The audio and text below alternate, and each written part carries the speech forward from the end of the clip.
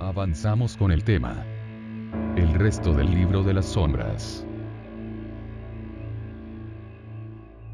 Ya hemos abordado, en este libro, y en los 8 sabbats de las brujas, las partes que el libro de las sombras de Gerald Garner, texto B, y su versión definitiva recopilada por Garner y Doreen Valiente, texto C, dedica a los rituales.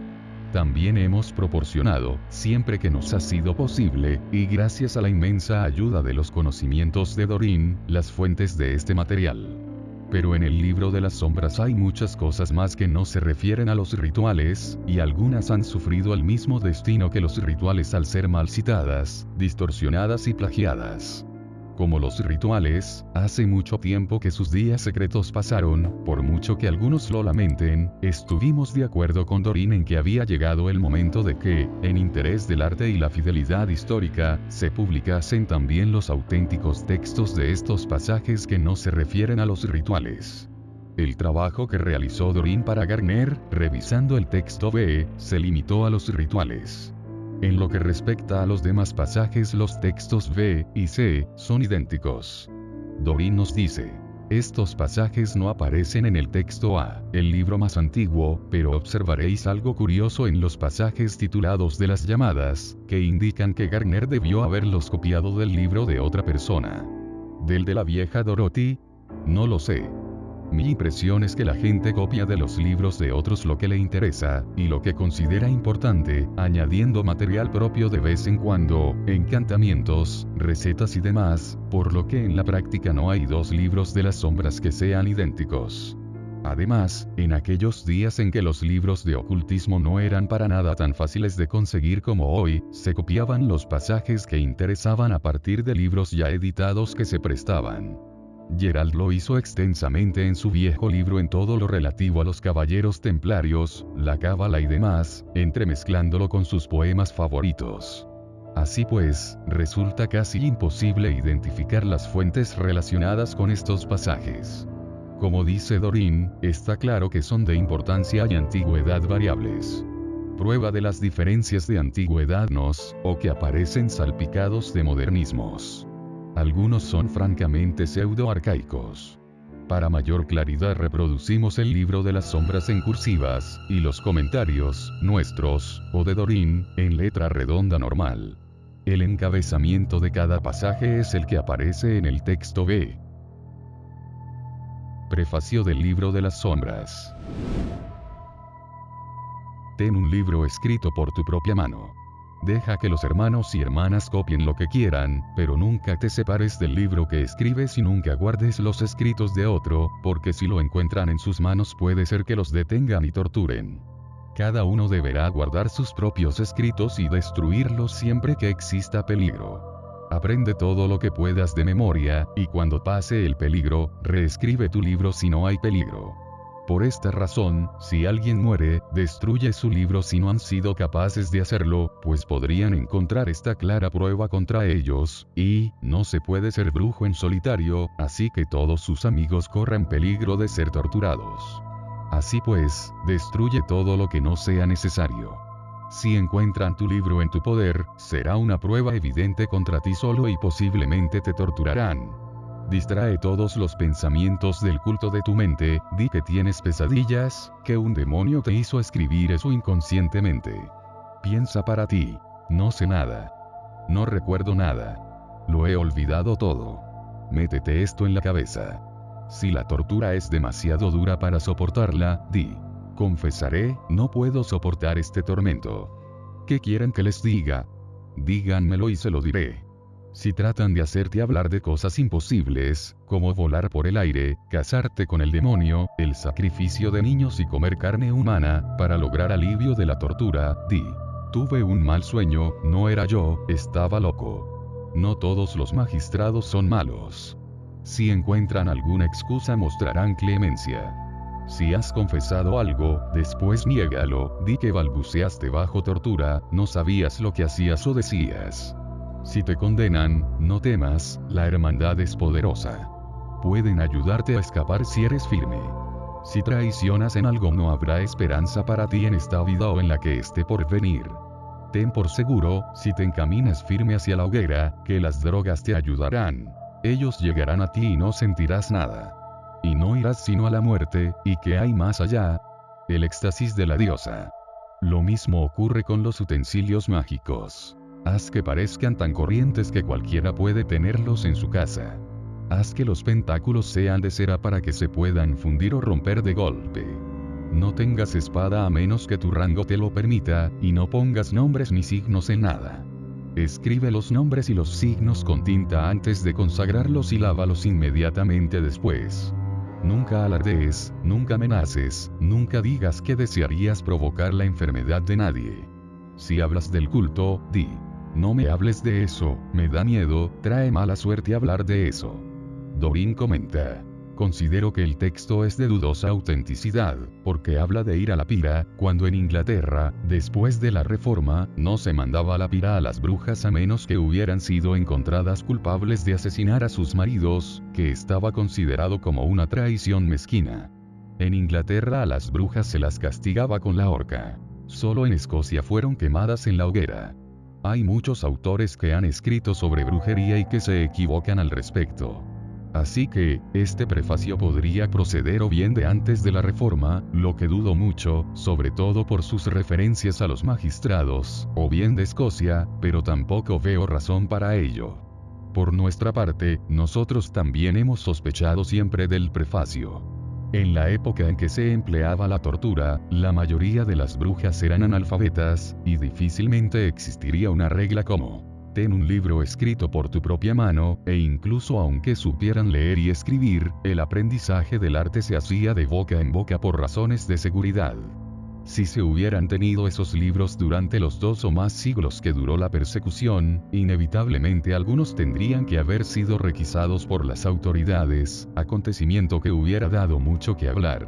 Sin embargo, y por lo que sabemos, eso nunca sucedió, lo que sugiere con casi absoluta seguridad de que no los hubo. Las instrucciones sobre cómo actuar ante la detención y sobre los utensilios parecen más ciertas.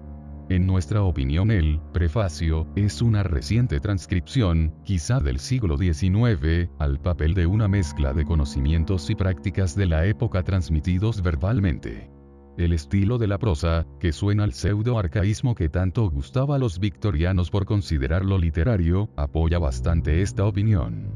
Lo de ir a la pira podría ser una confusión con el destino de otros mártires, comprensible en una época en que los conocimientos históricos de la gente común eran muy rudimentarios e imaginativos. Maneras de practicar la magia.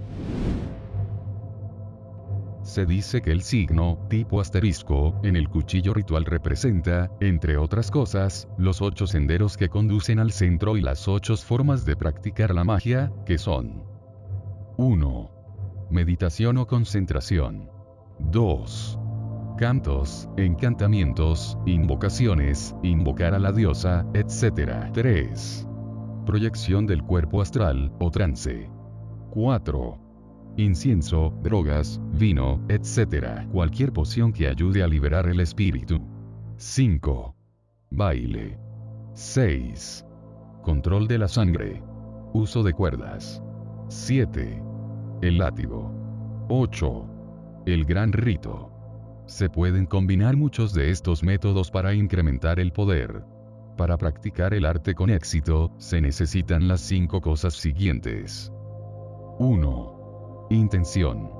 Es necesario tener voluntad absoluta de lograr lo que se quiere, la firme creencia en que se puede lograr y la determinación de superar todos los obstáculos. 2. Preparación. Se debe estar adecuadamente preparado. 3. Invocación. Los seres supremos deben ser invocados. 4. Consagración. El círculo debe ser correctamente trazado y consagrado y se debe disponer de utensilios correctamente consagrados. 5. Purificación. Hay que estar purificado. Por esto hay 5 cosas necesarias antes de poder empezar, y después 8 senderos o caminos que conducen al centro. Por ejemplo, se puede combinar en un rito 4, 5, 6, 7 y 8. O 4, 6 y 7. Junto con 1 y 2, o quizá con 3. Cuantos más senderos se lleguen a combinar, mayor poder se creará. No es apropiado ofrecer a la diosa menos de 2 tandas de azotes, porque aquí hay un misterio. Los números afortunados son 3, 7, 9, y 3 veces 7, que da 21. Y estos números hacen 2 tantos, por lo que un número menos perfecto o afortunado no podrá ser una ofrenda perfecta. También el saludo quíntuple es 5, pero son 8 besos, pues hay 2 pies, 2 rodillas y 2 pechos. Y 5 veces 8 son 2 tantos. También hay 8 utensilios del culto y el pentáculo es 5, y 5 o 8 son 2 tantos. Nota. 8 más 5 da 13. 8 multiplicado por 5 da 40. No hay duda de que desde tiempo inmemorial, se han utilizado tanto drogas como el látigo, aunque en condiciones cuidadosamente controladas, y con conocimiento de causa, para liberar el espíritu, es decir, expandir la conciencia. En las circunstancias actuales, nos oponemos totalmente al uso de drogas en el arte, en cualquiera de sus formas. Nuestros argumentos al respecto se encuentran en las páginas 191 y 192. Sobre el uso controlado del látigo, existe división de opiniones. Nosotros solo lo utilizamos simbólicamente, aunque se trata de una decisión personal. Del látigo tratamos en profundidad en la sección Lograr la visión, en las páginas 84 y 85, y hemos añadido los comentarios de Dorin sobre su empleo positivo. El párrafo sobre números afortunados es interesante y vale la pena estudiarlo. Así como el hecho de que su estilo es muy diferente, y en apariencia más antiguo, que los párrafos anteriores. Poder. El poder se encuentra latente en el cuerpo y los expertos pueden sacarlo y utilizarlo de varias maneras. Sin embargo, a menos que quede confinado en un círculo se disipará velozmente. De ahí la importancia de construir correctamente el círculo. El poder parece resumar del cuerpo a través de la piel, y posiblemente por los orificios del cuerpo, por eso hay que estar convenientemente preparado. Las más pequeñas partículas de suciedad lo echan todo a perder, lo que demuestra la importancia de una limpieza completa. La actitud mental tiene una gran importancia, por lo que se debe trabajar con un espíritu de reverencia. Cuando es necesario, tomar un poco de vino y repetir durante la ceremonia, ayuda a producir poder. Se pueden usar otras bebidas más fuertes o drogas, pero hay que tener mucha moderación, pues si se produce confusión, por ligera que ésta sea, no se podrá controlar el poder evocado. La forma más sencilla consiste en bailar y cantar cantos monótonos, al principio lentamente y aumentando gradualmente el ritmo hasta que llegue el desvarío. Entonces se podrán hacer las llamadas, o incluso los gritos salvajes y sin sentido producen poder. Pero este método inflama la mente y hace difícil controlar el poder, aunque se puede adquirir control con la práctica. El látigo es una forma mucho mejor de hacerlo, pues estimula y excita tanto el cuerpo como el alma, al tiempo que se puede mantener fácilmente el control. El gran rito es con mucho el mejor. Libera un poder enorme, aunque las condiciones y circunstancias dificultan que la mente pueda mantener el control al principio. Se trata de nuevo de una cuestión de práctica y la fuerza natural de la voluntad del operador y en menor medida la de sus asistentes. Si, como antaño, hubiera más asistentes entrenados presentes y todas las voluntades se armonizaran adecuadamente, ocurrirían maravillas. Los hechiceros usan principalmente el sacrificio de sangre, y aunque sostenemos que es malo, no podemos negar que este método es muy eficiente. El poder se manifiesta a partir del momento en que se vierte sangre reciente, en lugar de brotar lentamente como en nuestro método. El terror y la angustia de la víctima añade entusiasmo y un animal muy pequeño puede producir un enorme poder. La gran dificultad está en controlar en la mente humana el poder de la mente de un animal más pequeño. Pero los hechiceros aseguran que tienen métodos para hacerlo y que la dificultad desaparece cuanto mayor es el animal empleado y cuando la víctima es humana desaparece enteramente. La práctica es una abominación, pero es así. Los sacerdotes lo saben bien y en sus autodafes, con el dolor y el terror de las víctimas, los fuegos actúan casi igual que círculos, lograban un poder enorme. Antiguamente, los flagelantes provocaban poder, pero al no estar confinado en un círculo la mayor parte se perdía. La cantidad de poder creado era tan grande y continuo que nadie con conocimiento podía dirigirlo y usarlo, y lo más probable es que los sacrificios clásicos y paganos fueran usados de la misma manera. Hay rumores de que cuando la víctima humana deseaba el sacrificio, con su mente concentrada en la gran obra, y con asistentes altamente experimentados, sucedían maravillas, pero de eso no debo hablar. Este pasaje tiene todas las señales de un discurso dictado, o un ensayo personal copiado. Otra vez la vieja Dorothy. El yo, de la última frase, así lo da a entender. Todo está escrito en una sintaxis moderna, diríamos que del siglo XIX o principios del XX, y logra seducirnos como el trabajo de un cerebro agudo. Comienza con consejos útiles y prácticos sobre los métodos wiccanianos para crear poder, y continúa con un sagaz análisis de la abominación de los sacrificios sangrientos de los hechiceros, y las hogueras de los inquisidores, así como el despilfarro de los métodos de los flagelantes cristianos. Los comentarios sobre el gran rito, con su masculino oficiante y los entrenados asistentes, parece ajustarse más a la magia sexual antigua, como la que se llevaba a cabo entre un sumo sacerdote y una virgen escogida del templo en la fiesta anual de Opet en Tebas, en el antiguo Egipto, que a la práctica actual. La magia sexual actual requiere una polaridad masculino-femenina equilibrada y se celebra en privado por una pareja, véase páginas 229 al 231, del capítulo 15, Brujería y Sexo. Según nos dijo Doreen, esa privacidad también se observaba en el conventículo de Garner. Los comentarios sobre los efectos de contención y amplificación del círculo, subrayan lo que decimos al respecto, en la página 71. La sugerencia de que el fuego de un auto da fe tenía ese mismo efecto contenedor es interesante. Prepararse adecuadamente. Desnudos, aunque se pueden llevar sandalias, no zapatos. Para la iniciación, se atan las manos a la altura donde termina la espalda y se atan los extremos de la cuerda en la parte delantera del cuello, dejando sueltos los extremos para tirar de ellos. Así los brazos forman un triángulo a la espalda. Cuando el iniciado está arrodillado ante el altar, la cuerda que sobra se ata a una anilla del altar. Se ata un cordón corto como si fuese una liga alrededor de la pierna izquierda del iniciado por encima de la rodilla, con los extremos remetidos. Otro se ata en el tobillo derecho y los extremos remetidos para evitar que estorben cuando haya que moverse. Estos cordones se usan para atar juntos los pies mientras el iniciado se arrodilla ante el altar, y deben ser lo suficientemente largos como para hacerlo firmemente. Las rodillas también deben atarse con fuerza. Todo debe hacerse cuidadosamente. Si el aspirante se queja de dolor, se aflojarán algo los nudos. Recuérdese siempre que se trata de retrasar el flujo de la sangre lo bastante como para inducir un estado de trance. Esto implica un ligero malestar, pero si el malestar es excesivo impedirá el estado de trance, por lo que es mejor perder un poco de tiempo aflojando y apretando los nudos hasta que estén perfectamente ajustados. El aspirante dirá cuando es así. Para cumplir los objetivos del ritual, es bueno que el iniciado esté atado con firmeza suficiente como para sentir que se encuentra absolutamente desválido, aunque sin malestar. La medida, en el primer grado, se toma ahora. Altura, cuello, alrededor del corazón y de los genitales.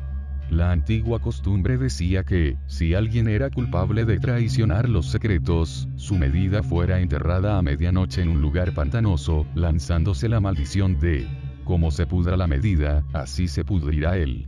Obsérvese que estas instrucciones sobre las ataduras se refieren a dos cosas distintas. Las ataduras de un iniciado, cuyo único propósito consiste en transmitir una sensación de invalidez, y las ataduras para frenar el flujo sanguíneo y favorecer la entrada en una condición de trance. Como subraya el texto, esta última debe hacerse con mucho cuidado, y sería peligroso no seguir meticulosamente las instrucciones. En cuanto a la toma de la medida, Doreen nos dice que la práctica de Garner era medir alrededor de la frente, no del cuello, véase página 33. Hoy en día, cuando la seguridad ya no es un asunto de vida o muerte, la medida se mantiene como un símbolo de lealtad al conventículo, no como una amenaza. La danza. La doncella dirigirá la danza. Detrás de ella un hombre pondrá las manos en su cintura, y tras él se alternarán mujeres y hombres haciendo lo mismo. La doncella dirigiendo y ellos bailando detrás. Al final les conducirá en una espiral hacia la derecha. Cuando se alcance el centro, lo mejor es que esté señalado con una piedra, la doncella se volverá de pronto, y bailará de vuelta, besando a cada hombre al pasar. Todos los hombres y las mujeres girarán igualmente y bailarán de vuelta, los hombres besando a las chicas y las chicas a los hombres. Todo al ritmo de la música. Es un juego divertido, pero debe practicarse para hacerlo bien. Nota. El músico debe mirar a los bailarines y hacer la música rápida o lenta, lo mejor que pueda. Para los principiantes tendrá que ser lenta o habrá confusión. Lo mejor de todo es hacer que la gente se conozca en grandes asambleas. Un divertido juego, ciertamente, y el comentario resulta apenas necesario, excepto decir que, aunque la mayoría de la música de los círculos actuales procede, tristemente, quizá, de cintas o de discos, se trata de una de esas ocasiones en las que, si es posible, debería intervenir un músico. En nuestro conventículo tenemos la suerte de contar con 3 miembros que saben tocar el bodhrán, la pandereta irlandesa, ideal para este tipo de baile conga, y 2 guitarristas. Nunca se debería desaprovechar a los músicos. De las llamadas. Antiguamente se empleaban muchos cantos y canciones, especialmente en las danzas.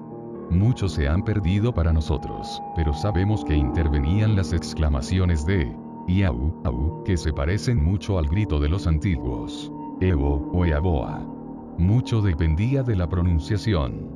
En mi juventud, cuando oí el grito iau, me pareció aiou, o mejor, aiou o aiou. Puede que fuese la manera de prolongarlo para que pareciese una llamada, pero parecen tratarse de los inicios de una invocación, que solía ser habla. Y se dice que, todo el alfabeto hebreo es tal cosa, y que por esa razón se recita como uno de los encantamientos más poderosos. Lo que sí es cierto es que durante los bailes esos gritos tienen un efecto poderoso, como yo mismo he podido comprobar. Otras llamadas son Yehowa y Eye.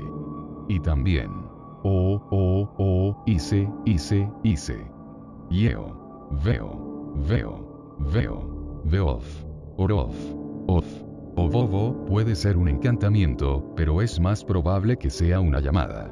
Es como el Evoe, de los griegos y el Hifjo, de los marineros. Emengetan y Abhus parecen llamadas. Como Horsan Hatok, Horsango. Horsan Pelatis, Jo. Tout. Trougoutanabot. Y Rentun Tormentun. Son probablemente intentos mal pronunciados de una fórmula olvidada, aunque puede que los inventasen algunos desgraciados al ser torturados, para evitar pronunciar la verdadera fórmula. Dorin nos dice: yo copié esto al pie de la letra del libro de Gerald, como él a su vez parece que lo copió, al menos la primera parte, de algún libro más antiguo, porque él no hubiera hablado de ello diciendo que era brujo, en mi juventud. Como en el pasaje de poder, este sugiere una mente inteligente que habla y escribe sobre material heredado, especulando sobre sus fuentes y significados. El estilo es moderno con intrusiones pseudo-arcaicas, estas últimas insertadas, podríamos suponer, por un copista más que por el autor original o el interlocutor. El cono de poder. Esta era la manera antigua de hacerlo. Se señalaba el círculo y la gente se colocaba para azuzar a los bailarines. En su interior había una fogata o una vela en la dirección en la que se suponía que estaba el objeto del rito. Entonces todos bailaban alrededor hasta que decidían que se había alcanzado suficiente poder. Si el rito iba a ser expulsado, empezaban en sentido de las agujas del reloj, y terminaban en sentido contrario, las mismas vueltas cada vez. Después formaban un corro con las manos unidas y se precipitaban hacia el fuego gritando lo que querían. Seguían haciéndolo hasta quedar exhaustos o hasta que alguno desfallecía, cuando decían que el encantamiento había alcanzado su destino. Dorin comenta: Gerald me dijo que esta era la forma en que se practicaron los ritos contra la invasión de Hitler en New Forest durante la Segunda Guerra Mundial. dijo que según la tradición se celebraron rituales parecidos contra la Armada Española y contra Napoleón. Debemos señalar que, aunque este pasaje se titula El cono de poder, solo se trata de una, aunque ciertamente muy poderosa, aplicación del cono, que también puede alzarse con la runa de las brujas, y en otros ritos como, el cordón mágico, páginas 321 y 322, o la unión mágica de manos, páginas 321 y 322. De la ordalía del arte de la magia. Aprende del espíritu que carga con pesos carentes de honor, porque es el espíritu el que abate los hombros y no la carga. La armadura es pesada, pero es una carga de orgullo y un hombre se alza derecho con ella.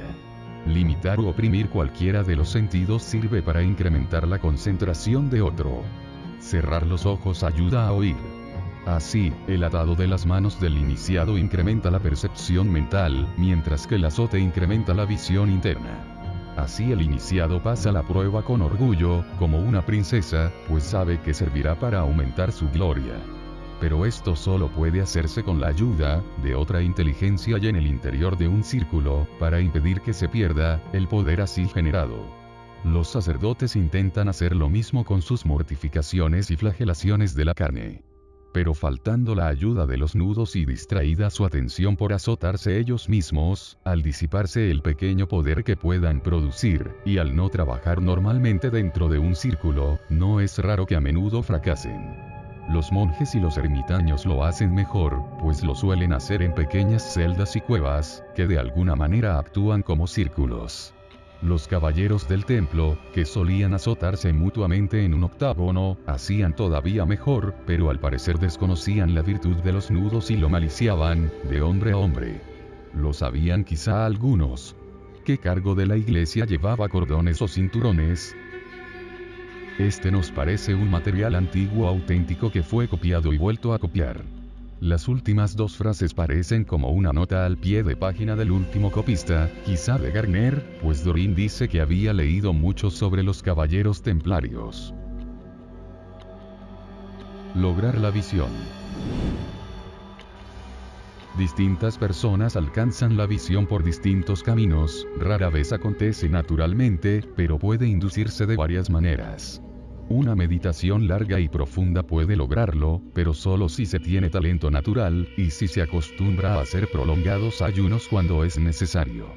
Antaño, los monjes y las monjas lograban visiones gracias a largas vigilias, combinadas con ayuno y flagelaciones hasta hacerse sangre.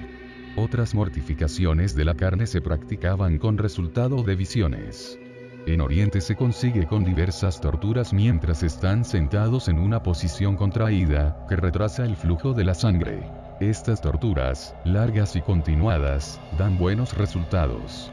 En el arte nos enseñan una forma más fácil, que consiste en intensificar la imaginación, y al mismo tiempo controlar el suministro de sangre, y esto puede hacerse mejor usando el ritual. El incienso es bueno para propiciar los espíritus, y también para inducir la relajación al aspirante y ayudar a crear la atmósfera que es necesaria para la sugestión. Mirra, almáciga, raíces aromáticas de enea, corteza de canela, almizcle, enebro, sándalo, y ámbar gris, en combinación, todos son buenos, pero el mejor de todos es el patchouli. Al formar el círculo, y encontrarse todo adecuadamente preparado, el aspirante debe primero atar y llevar a su tutor dentro del círculo, invocar los espíritus propicios a la operación, bailar alrededor hasta marearse, mientras tanto invocando y anunciando el objeto del trabajo, y a continuación deberá usarse el látigo.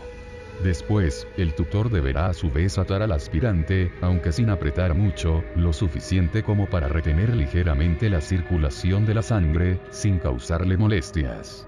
De nuevo bailarán alrededor, y después ante el altar, el tutor deberá usar el flagelo con golpes suaves, firmes, lentos y monótonos. Es muy importante que el pupilo vea llegar los golpes, pues tiene el efecto de medir el paso del tiempo, y ayuda enormemente a estimular la imaginación. Es importante que los golpes no sean fuertes, con el objeto de que la sangre acuda a esos lugares y se aleje del cerebro. Esto, junto con las ataduras, el retraso de la circulación de la sangre y los pases, pronto induce un estupor soñoliento. El tutor deberá vigilar esto, y en cuanto el pupilo hable o se duerma, el flagelo debe cesar.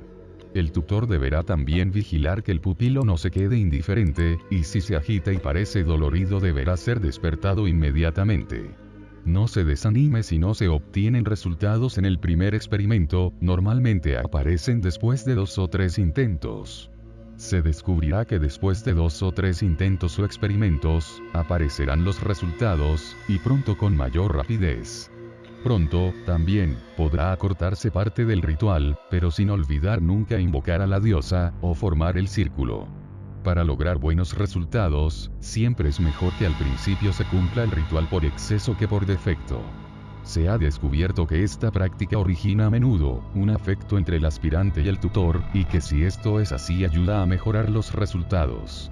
Si por alguna razón no es deseable que exista ningún afecto entre el aspirante y el tutor, puede evitarse fácilmente por ambas partes desde el comienzo, decidiendo con firmeza que si va a aparecer cualquier afecto, será el de hermano y hermana, o padre e hija, y esa es la razón por la que un hombre solo puede ser enseñado por una mujer, y una mujer por un hombre, y que nunca deberán intentar estas prácticas hombre con hombre, o mujer con mujer, y que todas las maldiciones de los seres supremos pueden caer sobre los que intenten hacerlo.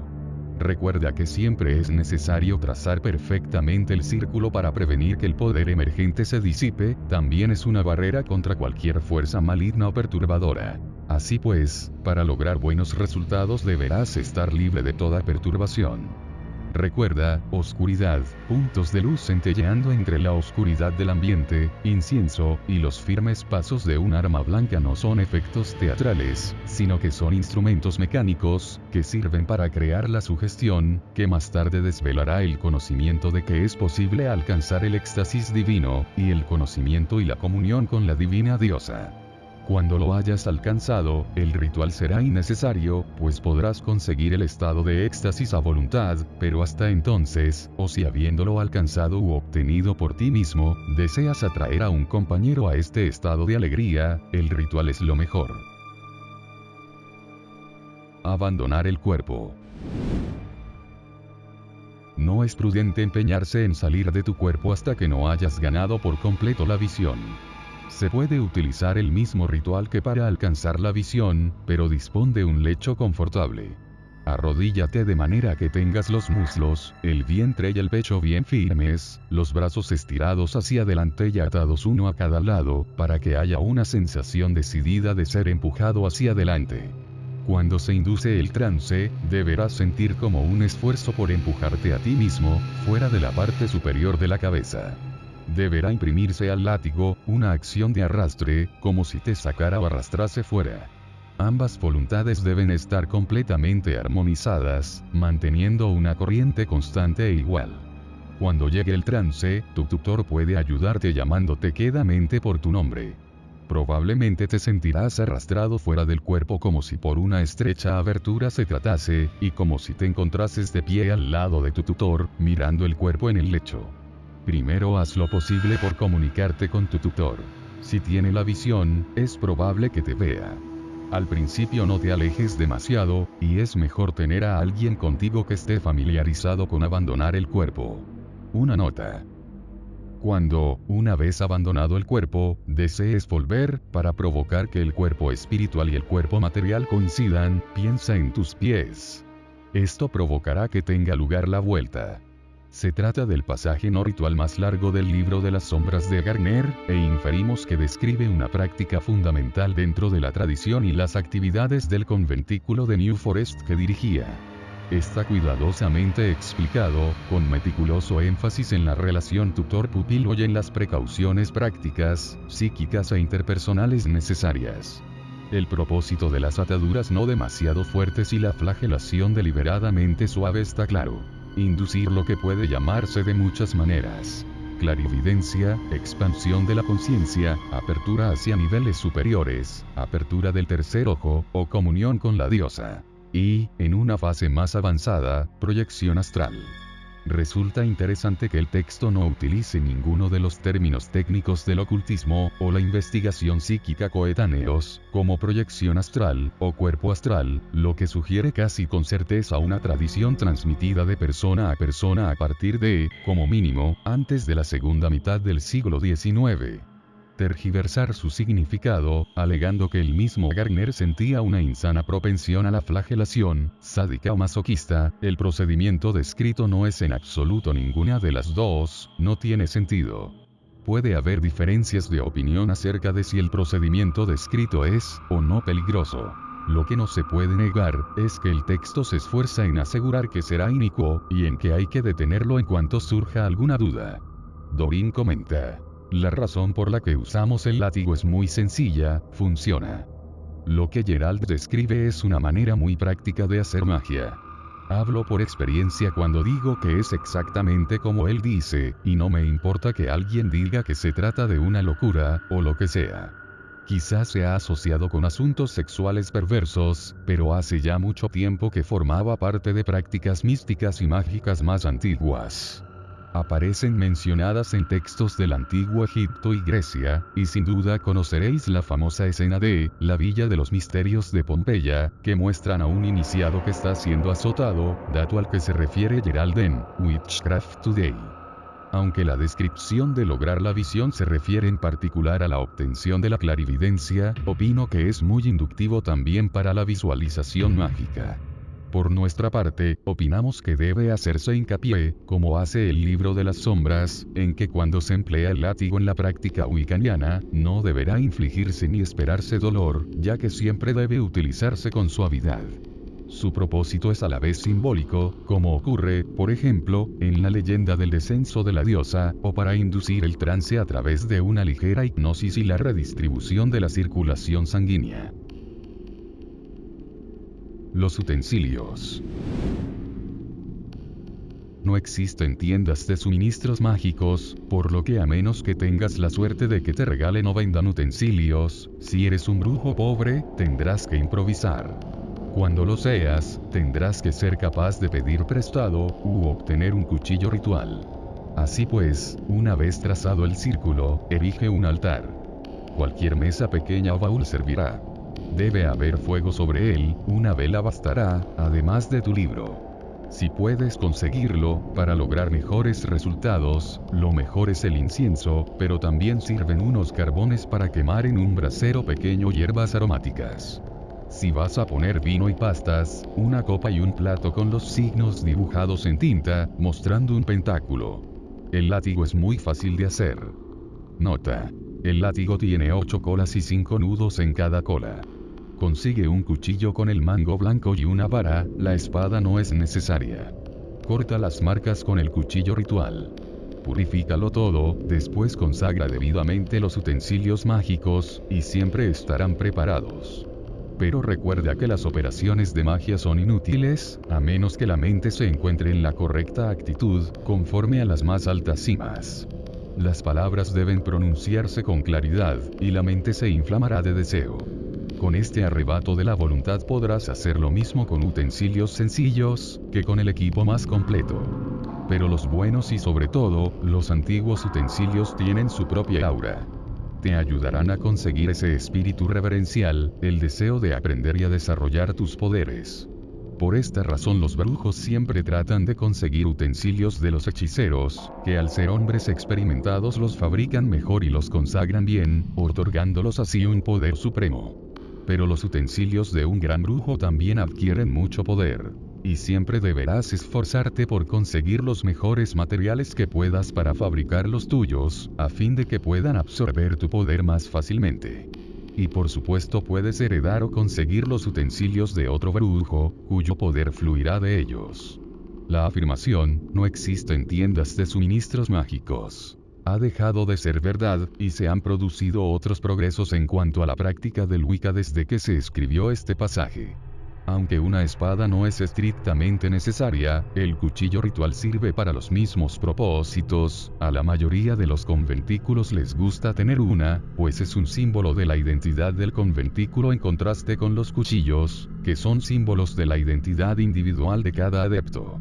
Igualmente, en la mayoría de los conventículos, el cáliz o copa es uno de los símbolos más importantes, representa el principio femenino y el elemento del agua, y no un mero accesorio. Si vas a poner vino y pastas, aunque la aparente minusvaloración de la copa en el texto puede haber sido una pantalla deliberada, por las razones que dio Garner, y que explicamos en la página 343. Pero aparte de estos detalles, los principios apuntados en este pasaje son tan válidos como siempre. Nos parece interesante la implicación de que las brujas hubieran estado en contacto con los hechiceros, para referirse a lo que hoy llamaríamos magos rituales. Fabricación de utensilios. Según una antigua creencia, los mejores materiales para hacer utensilios son aquellos que una vez estuvieron vivos, por oposición a las sustancias artificiales. Así, madera o marfil es mejor que metal, que es más apropiado para espadas o cuchillos. Para talismanes, etc., el pergamino virgen es mejor que el papel fabricado.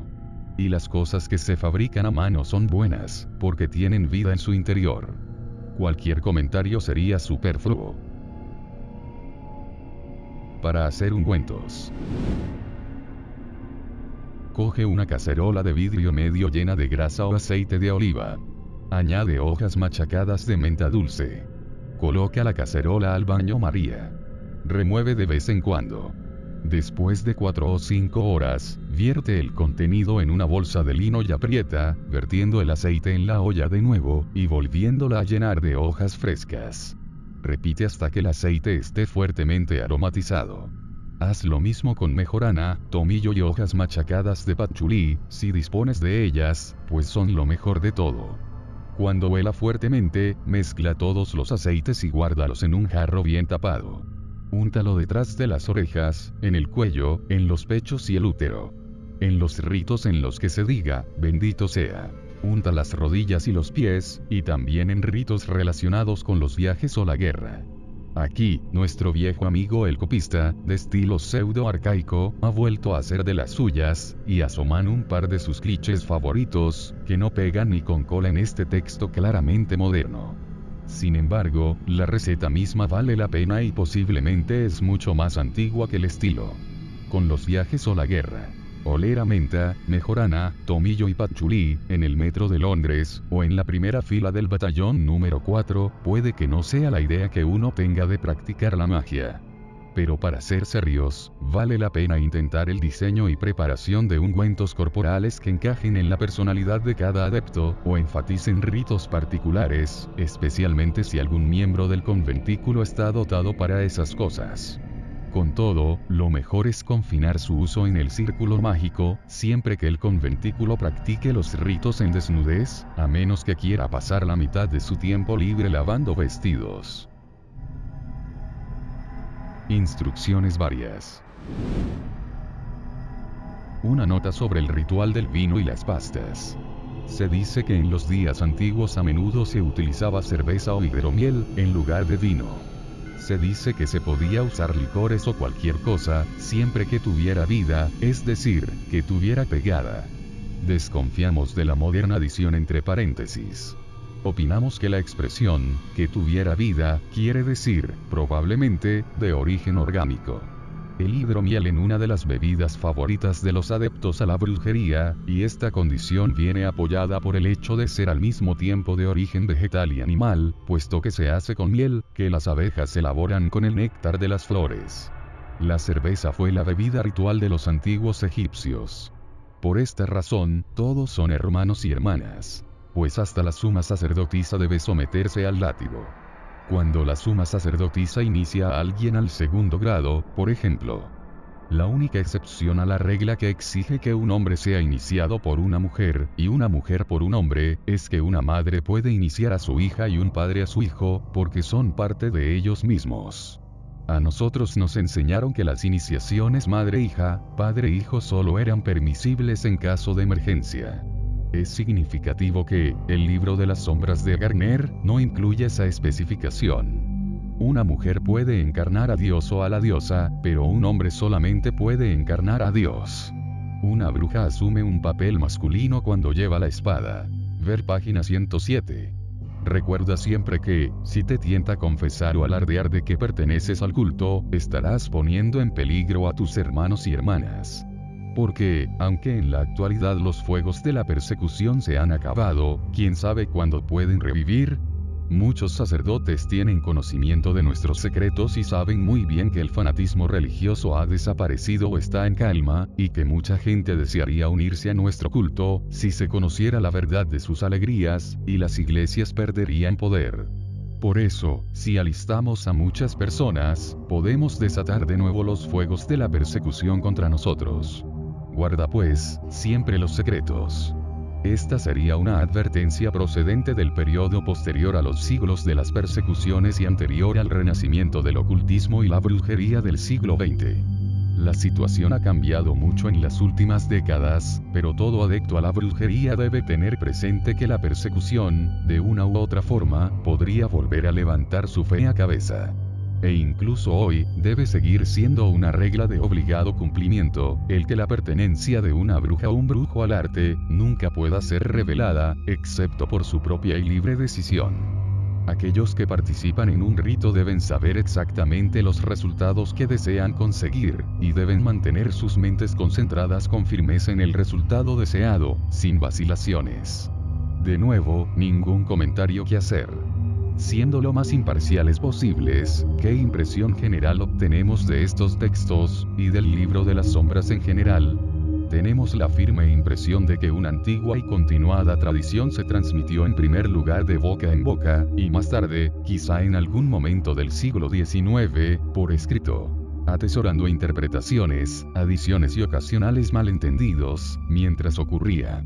En la fase escrita, a veces anotada por un maestro, y a veces por dictado durante el aprendizaje de un adepto. La variedad de estilos, la ocasional presencia de la primera persona, la extraña frase que ha terminado por resultar confusa, incluso nuestro amigo el copista pseudo-arcaico, todo parece confirmarnos este dibujo humano. No obstante, el espíritu básico y la consistente sabiduría del mensaje, brilla en toda su extensión. La única impresión que no da, por muchos esfuerzos que se le pidan, a las imaginaciones que sea una completa invención de Gerald Garner, de la vieja Dorothy o de cualquier otro. Hasta aquí el video, pero continuaremos con más, del libro. La Biblia de las Brujas. Libro segundo. El camino de las brujas. El próximo tema será más rituales wiccanianos. Subtema: bajar el sol. Espéralo.